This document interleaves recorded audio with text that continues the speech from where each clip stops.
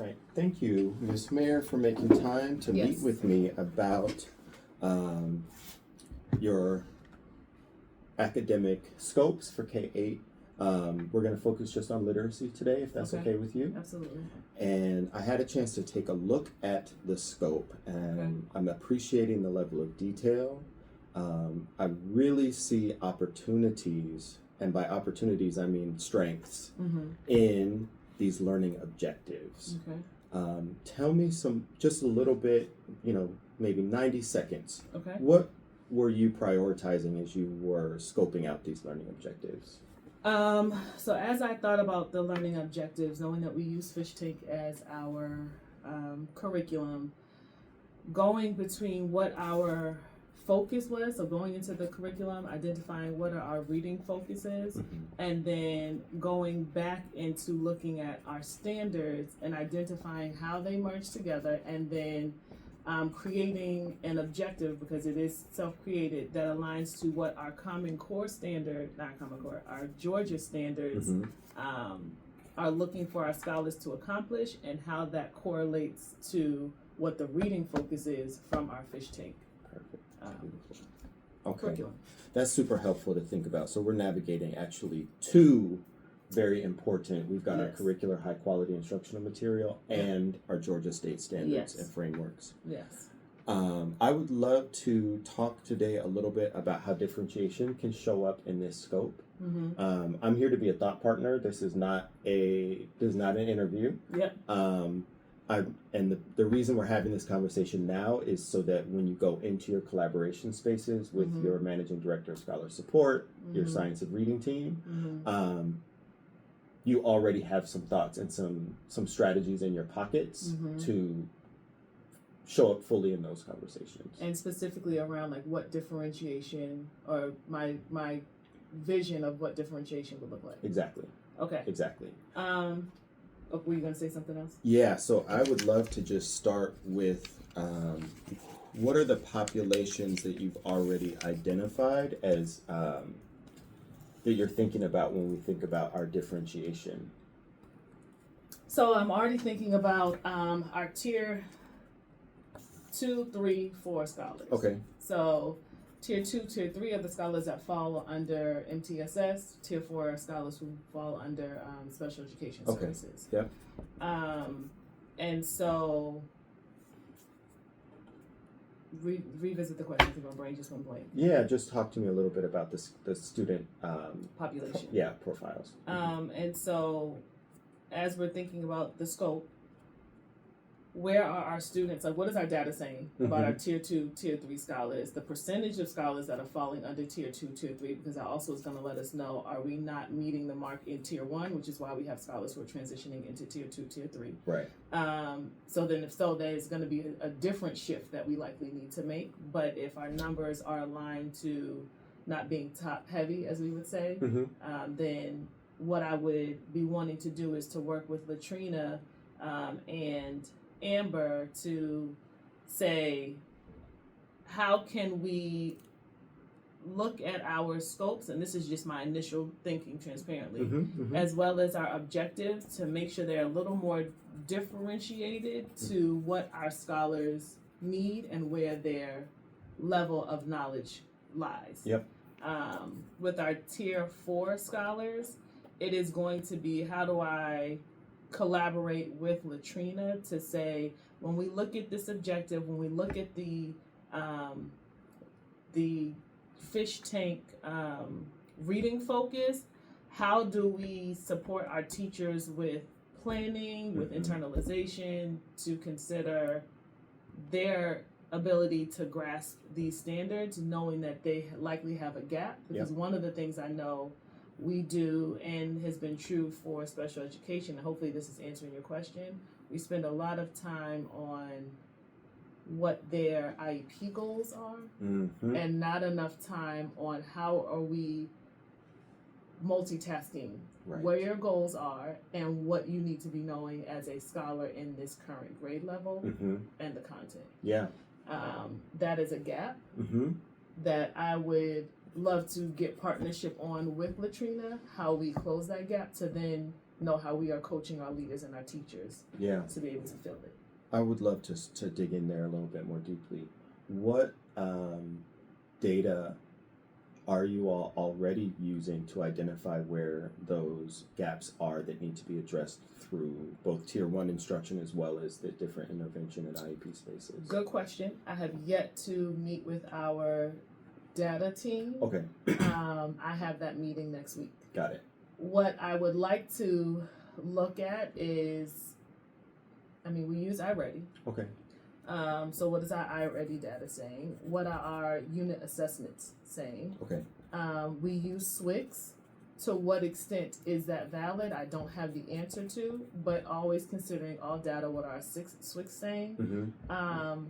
What I don't have knowledge behind yet that I'm looking to find out is what is our topics.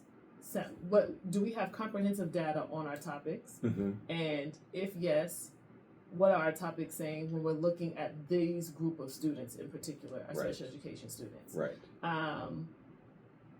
I would love to know data around what has coaching of teachers look like. Yeah. I would love to have data around what has internalization CPM work look like Mm-hmm. for our special education teachers across our organization. Right. Are we seeing consistencies? And that's something that we have to close if that's the gap. If we are seeing consistencies, then saying what is the next step from there? Yeah. I'm gonna pull you back a little bit. Sure. Because I really want us to think about the first, our baseline assessment. So it sounds like Mhm. you named iReady. Yep. And I know you also have Dibbles. Yep.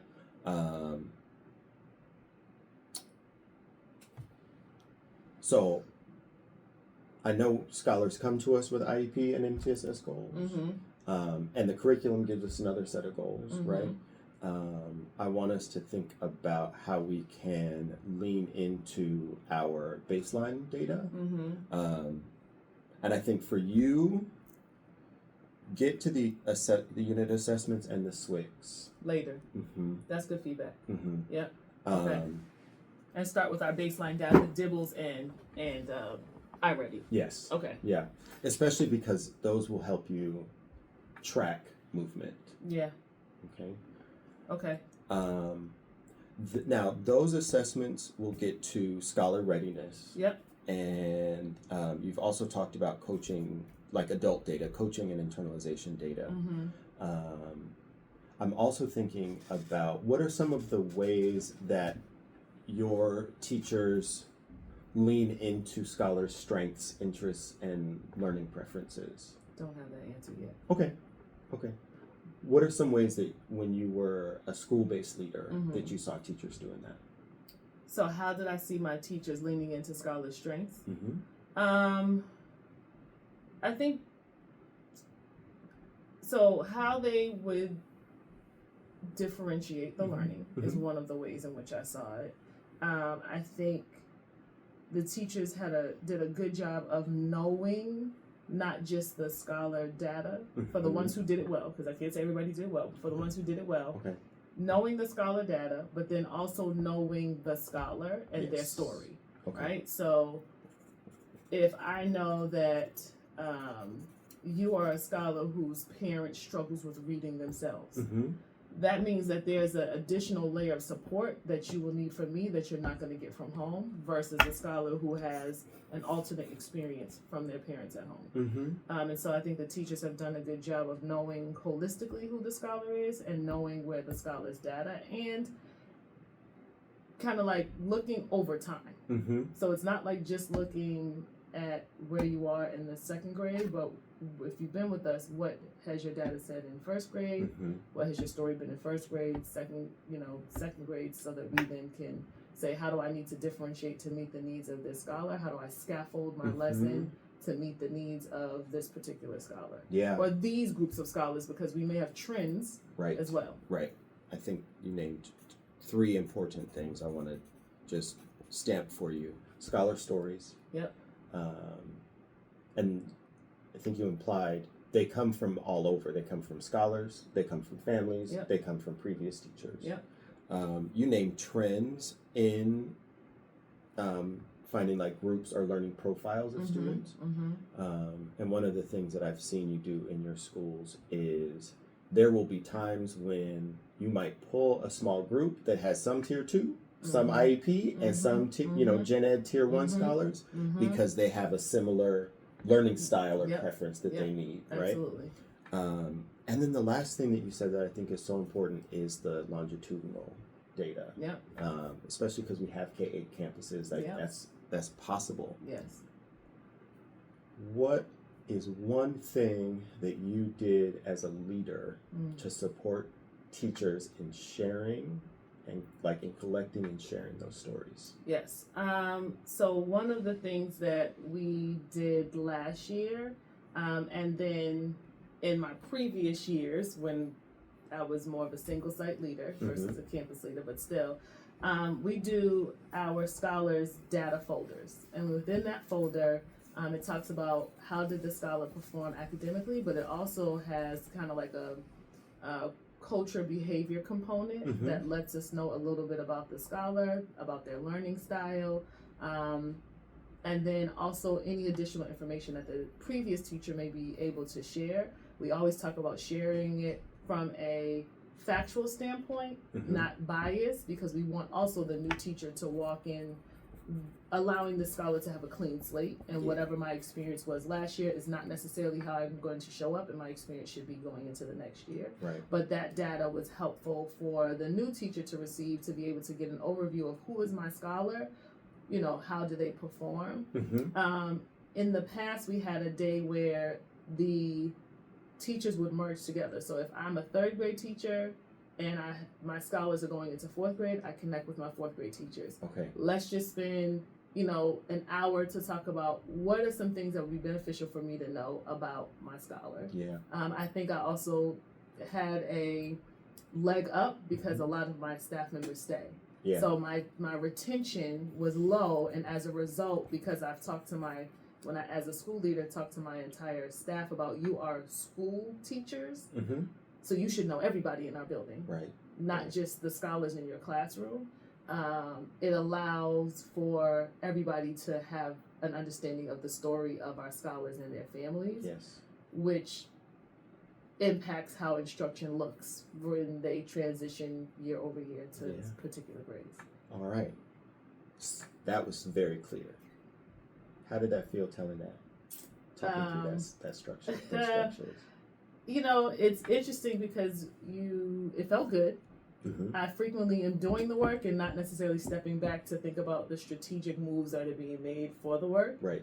It is just repetition of what I believe is important that I don't necessarily always share out. So it felt good to say, oh, this is the specific strategy that you've used that has impacted our teachers and leaders knowing the stories of our scholar, which then can impact how they are scaffolding and differentiating instruction for them. There we go.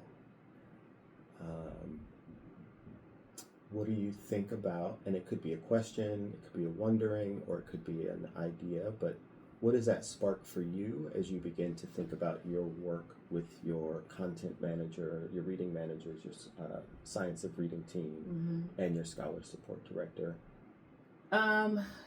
I think it is from a broader level, repeating what I did from a school level, right? So what is the story of our schools? Yes. What are the stories of what our leaders and our assistant principals bring to the table that is impacting what differentiation and scaffolding of instruction looks like? What are the stories of our scholars? Because our schools have diverse, like a variety of let me be clear, a variety of scholars that are being supported in our school, but our school has its own identity. Each school comes with their story of how we have engaged instruction, how we engaged our families, how we engaged our scholars. That is going to be important for managers to know so that they are able to do their own differentiation of how they are bringing strategies, ideas to our schools. Yes. That will impact how instruction looks for our scholars. Yep. So I know we're running a little short on time, but I want to put a gold star next to that so you come back to that. Okay. In our next conversation, what we can discuss is how to build in the stories of our scholars into our PD sessions. I know you'll have your summer learning summit, and as well as how to translate those stories into differentiation strategies. 'Cause Yes. what I think I hear you saying is that through collaboration, your teachers came up with the strategies. Yes. Okay. And that's something I do notice sometimes when we get, I'll just name it, right? Folks sometimes get to the district or region level and think, well, I'm going to tell everyone what strategies to use Versus let's collaborate. And I think that the way that you're talking about differentiation is going to allow us to see beyond just scholar readiness to differentiate for learning styles, differentiate for the strengths and backgrounds that they're bringing into the room. I would love to partner on that with you. Okay. What is one next step you want to take as a result of this conversation as you're going into your planning and collaboration times? I would, now that having this conversation with you, I intend to get with the managers to see what stories they already have of our schools. Okay. And what story is data sharing. Yep. And then I would love to collaborate with you around the idea that you had. How do we collaborate with our schools that transfers into Learning Summit? Awesome. Wonderful. Thank you. I'll see you in a week. I'll see you in a week. Thank you.